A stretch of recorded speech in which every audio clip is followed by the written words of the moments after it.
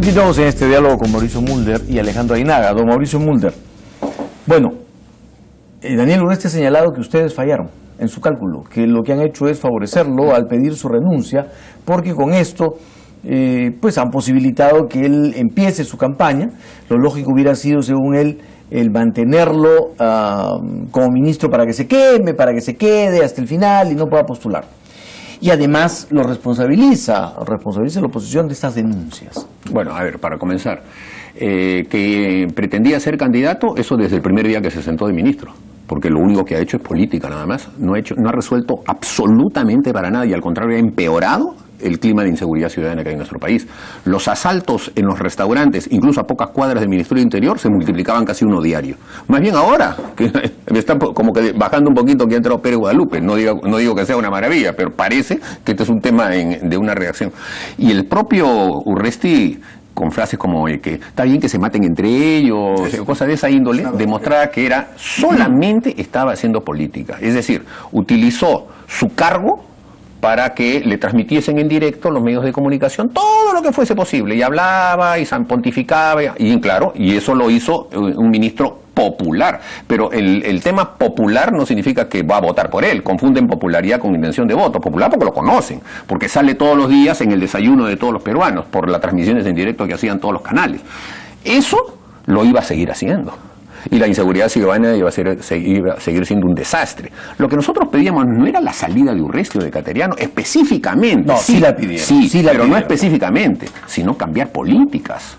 Es decir, si vamos a seguir teniendo gabinetes que utilizan los recursos del Estado para hacer politiquería contra la oposición y no gobernar, que es lo que te estoy diciendo en la respuesta de la primera pregunta, en el sentido de que esa es la confianza que se tienen que ganar, entonces poco han hecho con cambiarlos. El tema es ese, el tema es usar los ministerios solamente para hacer politiquería. Y el mismo caso que tú mencionaste en la pregunta anterior de los programas sociales, eso también es politiquería, porque los programas sociales, como los que usan ellos cada vez que hacen un discurso, están destinados a ser el colchón político del gobierno. Nosotros somos claros, los programas sociales que tiene el actual gobierno no los ha creado, ninguno ha creado, todos son de gobiernos anteriores, incluso desde la época de Toledo y hasta de la época de Fujimori. ¿Beca 18 también? Por supuesto, Beca 18 existía, por supuesto que existía. Y lo cierto es que lo que han hecho es cambiar de nombre a las cosas.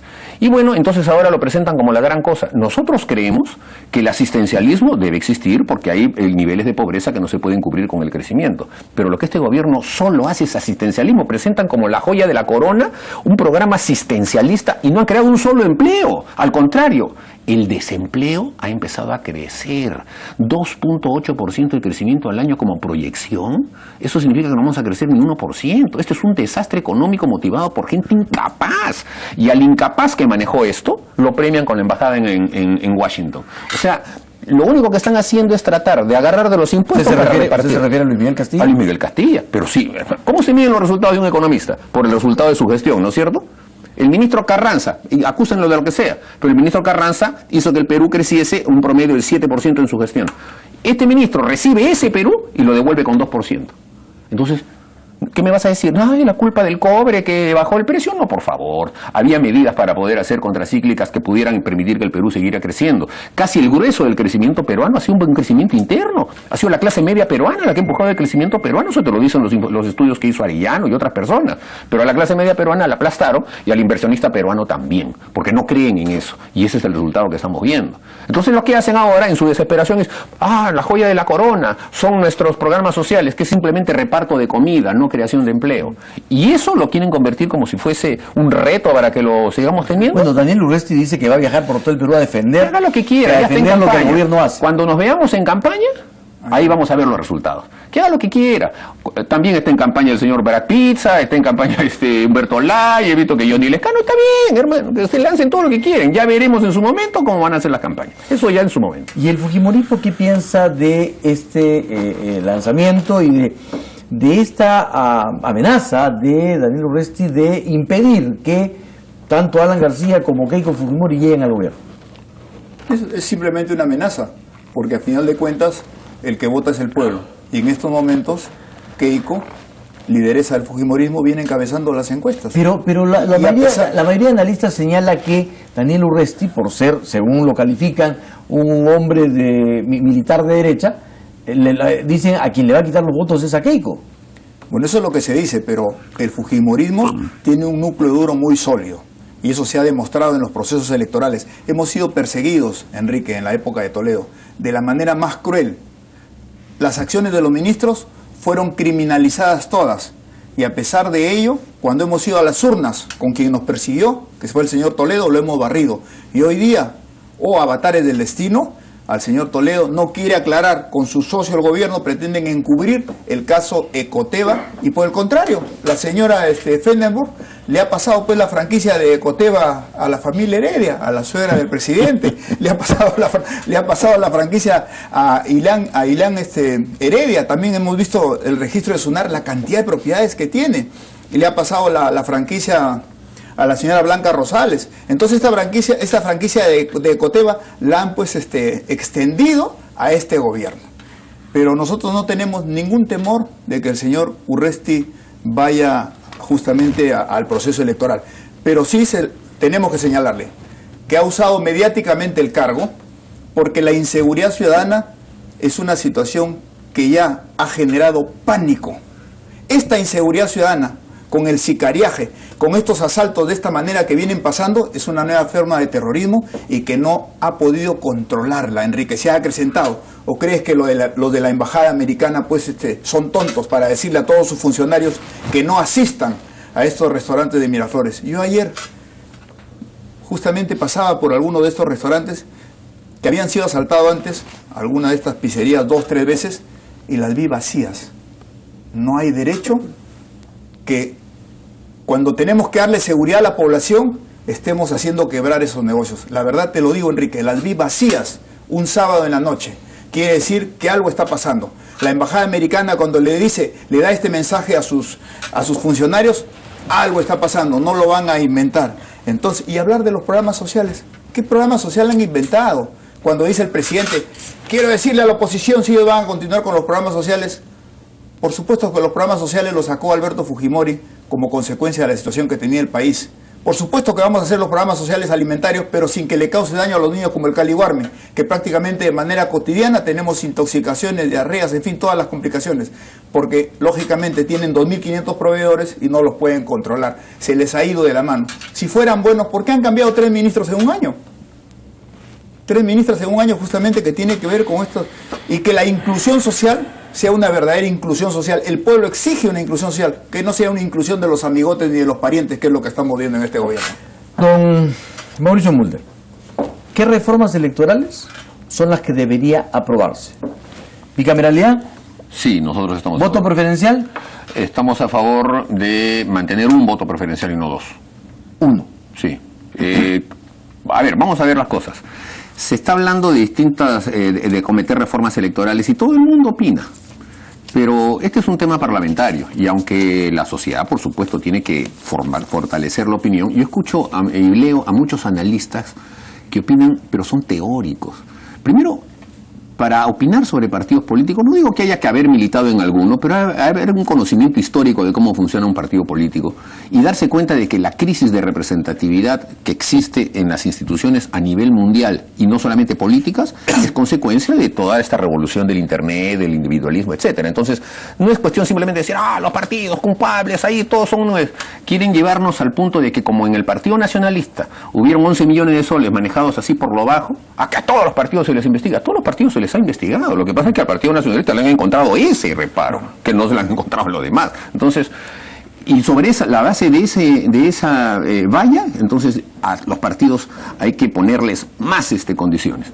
Cuando yo lo que creo es que tiene que haber decisiones que lleven a que la trayectoria política sea la que llegue al Parlamento y a las instancias más altas de la conducción de un país, no la improvisación. Lo que le ha hecho daño al Perú en todos estos años son los famosos outsiders. O sea, los outsiders son los que han dominado la política en los últimos 25 años. Aparece un Salvador y después resulta que El Salvador no es tan Salvador, hay corrupción y hay una serie de cosas. Y eso es justamente lo que ha ido en contra de la institucionalización de los partidos políticos. Y creemos que la reforma debe llevar al fortalecimiento de los mismos, a que las elecciones internas estén supervisadas por OMPE, a que los fondos públicos puedan darse, pero de una manera muy gradual, a que no se pueda llevar en las listas a personas que estén procesadas por delitos graves, a que haya bicameralidad para una elección nacional, bueno, ese tipo de cosas. Pero ¿sabes qué? Somos conscientes de que este Congreso, que es un Congreso fraccionado, consecuencia de una realidad política en la que se pregonó el independentismo como norma, no va a encontrar los consensos para las modificaciones constitucionales que ello supone. Pero no es porque los congresistas sean incapaces o no les dé la gana de hacerlo, es porque el resultado del pueblo en su votación ha determinado que hay ese fraccionamiento, y con ese fraccionamiento, con vallas tan altas de 87 votos, es sumamente complicado encontrar una reforma. ¿El fujimorismo va a aceptar la bicameralidad? No, porque nosotros tenemos nuestra Constitución, la Constitución de 1993, que justamente tiene la unicameralidad. Tenemos razones muy fuertes para señalar que la unicameralidad genera más viabilidad en los congresos que teniendo una bicameralidad. ¿No es así? Entonces nosotros ahí mantenemos la posición que da la Constitución del año 93. ¿El voto preferencial? En el voto preferencial tenemos al interior diferentes corrientes, divergencias internas, porque muchos se consideran hijos del voto preferencial. Yo les hago una pregunta concreta. ¿Voto voluntario, voto obligatorio? Totalmente voluntario. Voluntario. ¿Voto voluntario o obligatorio? Obligatorio. Chile está regresando al voto obligatorio. Obligatorio. Sí. Muy bien, y ahora, finalmente, la DIN. Ya ves tú, es bien difícil, no hay, entre dos nomás que no hay acuerdo, es bien complicado. Y sin los votos del fujimorismo dudo que haya reforma. Así es. Muy bien, entonces le pregunto, la DINI, hoy día sale un decreto donde dice que va a la reestructuración, va a ser llevada adelante por 3 notables, que serán nombrados en los próximos 10 días. ¿Eso está bien? Es un engaño, muchachos. Primero, la DINI fue creada por ley, la están disolviendo con un decreto supremo. Ya de por sí ya tiene un problema de ilegalidad. Es una reestructuración, no es una disolución. Igual, o sea, las reestructuraciones se tienen que hacer por ley, porque en la ley es que se crearon todas sus oficinas. No es eso, no es cuestión de cambiar las instituciones, es cuestión de cambiar las personas y las políticas de las personas. La DINI está bien que exista, porque la DINI es un ente de coordinación de todos los demás organismos de inteligencia. Tú reestructuras la DINI, ¿y qué? Y la Dirección de Inteligencia de la Policía Nacional, esa no la reestructuras, que es una de las que usa los mecanismos de reglaje, o la del CIE, o la de la Marina, etcétera. Entonces, por favor, aquí el tema es que las órdenes que tienen que dar personas como Ollanta Humala sean: no se chuponea a la oposición, no se chuponea a la prensa, no se chuponea a la sociedad peruana. Se persigue solamente a los delincuentes, a los narcotraficantes, a los terroristas. Esa es la orden que tienen que dar, pero la orden que dan es otra. No, olvídate de los terroristas, olvídate de Martín Belaúnde, que se escape nada más. Aquí hay que arreglar a Marisol Espinosa, hay que arreglar a los dirigentes de la oposición. Es la orden que dan, no la institución la que hay que cambiar. ¿El fujimorismo acepta esta reestructuración? ¿Cree que es buena? El país no puede dejar de tener inteligencia. O sea, tiene que haber una DINI, pero hay otras normas, otras instituciones. El ente rector de la inteligencia, que justamente congrega las inteligencias de las otras instituciones, es la DINI, porque si no estarían desperdigadas. Se recauda la información, se interpreta la información a través de las inteligencias para la toma de decisiones, pero las decisiones que se han tomado ha sido justamente usar los recursos de la DINI para persecución de los políticos opositores, para persecución de los políticos del mismo gobierno, que están en clara contraposición a los lineamientos que da Ollanta Humala y su cónyuge, o viceversa, su cónyuge y Ollanta Humala. Entonces, para eso no es la inteligencia. Mira lo que hemos pasado ahora con estos graves casos de espionaje. La inteligencia tendría que haber estado funcionando, la contrainteligencia tendría que haber estado funcionando. Pero si tus mejores cuadros los estás llevando para que hagan seguimiento a quien no deben, ahí sí está mal. Muy bien. Y en cuanto a los notables, ya hemos vivido pues la situación de los notables. ¿Qué van a hacer los notables? Tienen que ser gente especializada pues en inteligencia. ¿Qué va a hacer un notable ahí? Ya hemos vivido 2 notables que salieron a apoyar, un octogenario notable salió a apoyar este gobierno, y mira lo que estamos pasando, ¿no? Muy bien, don Mauricio Mulder, muchísimas gracias. Gracias. Igual, Alejandro Aguinaga. Vamos a volver, amigos, para conversar sobre Daniel Urresti y el caso Bustillos.